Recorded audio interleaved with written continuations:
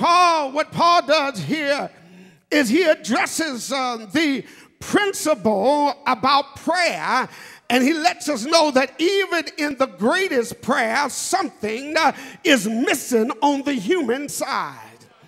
He lets us know, Paul says, that there is a dilemma that we have in our prayer lives, that if it does not have the ingredients necessary, then when it gets to God, then something will be wrong with it.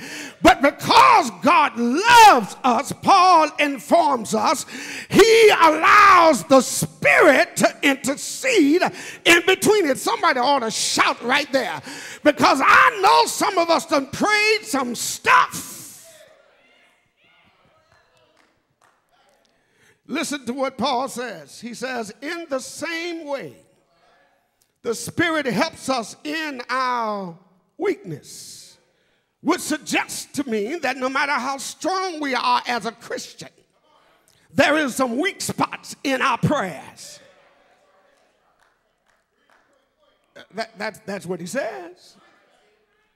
I've been wrestling with this Romans, and I'm getting a greater appreciation for the love of God and the outpouring of the Spirit of God, and how God used Paul to say these words, because what Paul informs us is that God searches the heart.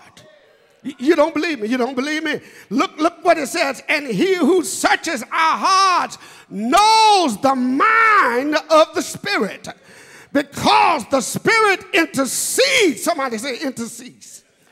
Oh, my loved ones, my dear saints of God, when you think about the fact that the Spirit is standing there and taking our prayer by the Spirit to the presence of God, it should make you have some joy that's unspeakable and full of glory. When I think about what Paul is saying here, and I think about this experience of prayer, I think about there is joy in knowing that if I mess up, the Spirit fix it up.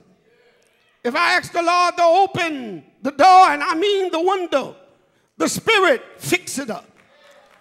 If I use the wrong word in my prayer, you may look at me crazy, but the Spirit takes care of it.